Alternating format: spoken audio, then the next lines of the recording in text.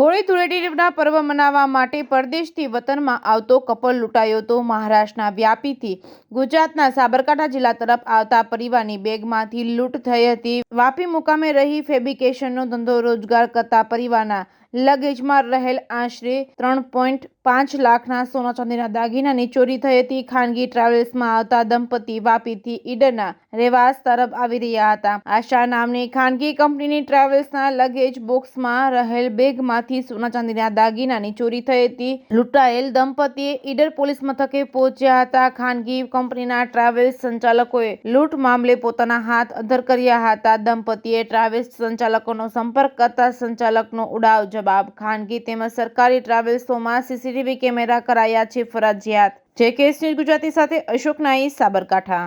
અમે કાલે વાપીથી 11 વાગે રાતના બેસ્યા હતા બસમાં, આશા ટ્રાવેલ્સમાં। અમે બરડોલી ઉતરવાના હતા, એટલે અમે સવારના ત્યાં 11 વાગ્યાથી અમે લોકો રાતના બેઠા બસમાં, અને અમે 3 જણ હતા, હસબન્ડ વાઈફ અને 2 વર્ષનું છોકરું અમારું।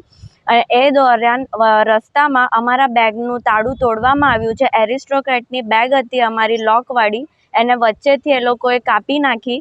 નીચે લગેજની અમને ફેસિલિટી બસોમાં આપેલી હોય છે, એમાં અમે અમારી લગેજ મૂકી હતી, અને અમને ઉપરનું પાટિયું આપેલું હતું। એના કારણે જગ્યાની અભાવના કારણે અમે લોકોએ એને નીચે લગેજમાં અમે લોકોએ મૂકી હતી બેગ। એમાંથી તાળું તોડવામાં આવ્યું છે, અને અંદરથી અમારા સોના ચાંદીની વસ્તુની ચોરી થયેલી છે।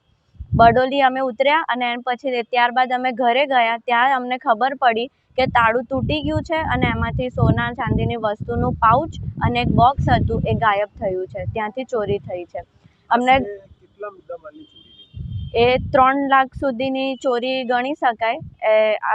આખી વેલ્યુ એટલી છે બંને ચાંદી અને સોનાની વસ્તુ મળીને, કદાચ વધારે બી હોઈ શકે છે। ટ્રાવેલ્સના સંચાલકોનો સંપર્ક કરવામાં આવ્યો, તે તરફથી શું કહેવામાં આવ્યું? એ કે આ બધી જ જવાબદારી અમારી નથી, તમારી જ જવાબદારી છે એકલાની। અમે આમાં કશું કરીએ નહીં, અને અમને ખબર નહીં, આ તો તમારે જ જોવાનું હોય। આવો જવાબ અમને બસના ઓનરથી, આશા ટ્રાવેલ્સના સાઈડથી અમને જવાબ મળ્યો છે। તમે બેગ ક્યાં રાખવામાં આવી? બેગ અમને જે લોકોએ નીચે સુવિધા આપેલી છે નીચે મૂકવા માટે, ત્યાં અમારી ડીકી બહારની નહીં, અંદરની જે લોબીના સાઈડમાં નીચે ચપ્પલો અને થેલા મૂકવાની જગ્યા હોય, ત્યાં જ અમે અમારી બેગ, એક થેલો હતો અને એક આ બેગ હતી એરિસ્ટોક્રેટની લોકવાળી, એ લોકવાળી બેગ એ લોકોએ તૂટ્યું છે, એનું તાળું તોડ્યું છે, અને એમાંથી સામાન લીધો છે।